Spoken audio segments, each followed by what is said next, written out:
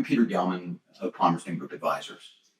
When we're planning for retirement, one of the important things is creating a strategy for how we're going to draw on different sources of income. Many people will need to decide, for example, when to start taking Social Security. They may also have pensions, meaning defined benefit plans, where the amount of the benefit is like the Social Security benefit. It varies with how early or late it's begun. And many people have IRAs or 401k accounts or both, from which required distributions will need to begin at a particular age. And some people may also have additional assets from which income theoretically could be drawn, such as Roth IRAs or annuities or cash value inside a life insurance policy. With the passage of the Secure Act in 2019, it's important for people to do a careful review and potentially to make changes in how and when various assets should be turned on and off. Choosing the right sequence can make a big difference. Here are 7 issues worth considering. First, life expectancy has been increasing, which means that it can be a mistake to move asset allocations too early from equities and long-term capital appreciation strategies to fixed income holdings, which produce lower returns. With many people expected to live into their 80s, 90s, and beyond, long retirements are going to require healthy allocations to stocks and other long-term asset classes. Money that won't be needed for another 20 years can be invested without worrying too much about short-term or even medium-term volatility. Another issue worth considering is the amount likely to appreciate in a tax-deferred account like an IRA or 401k.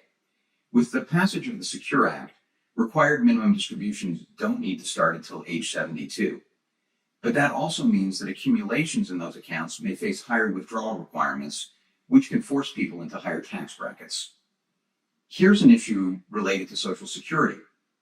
Every year between full retirement age and age 70 that someone defers taking Social Security means an enhancement in the monthly benefit. And if one waits until age 70, the full retirement benefit is higher by 30%.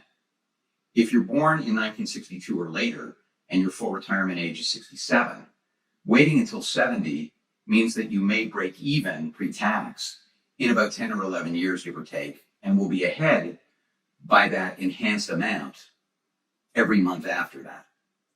So balancing how long to defer Social Security against other sources of assets can be important.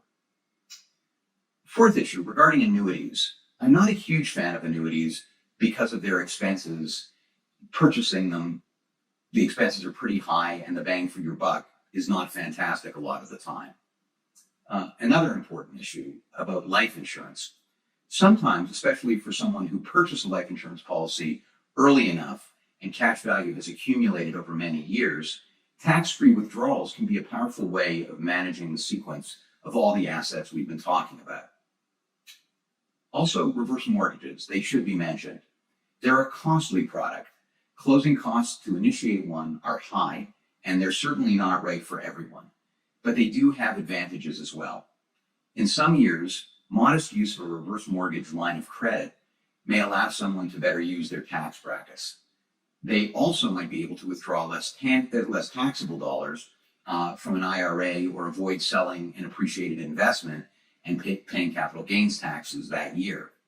If the stock market has had a rough year or two, the reverse mortgage can defer the need to tap into investments, allowing them time to recover.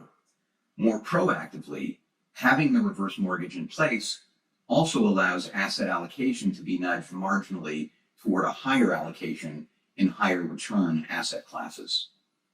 Just be sure to do your due diligence thoroughly before considering one. And finally, don't forget Roth IRA conversions. If you're still working and plan on earning income for the next while, a strategy that utilizes Roth conversions can also be helpful because it allows you to pay taxes now on some IRA money so that you can convert it into a Roth IRA status, which will allow you to receive withdrawals at least 5 years in the future, completely tax-free. Sequencing well means carefully assessing the tools like these that are available. Wise choices stretch the value of your assets while minimizing the taxes you pay. Thanks for watching.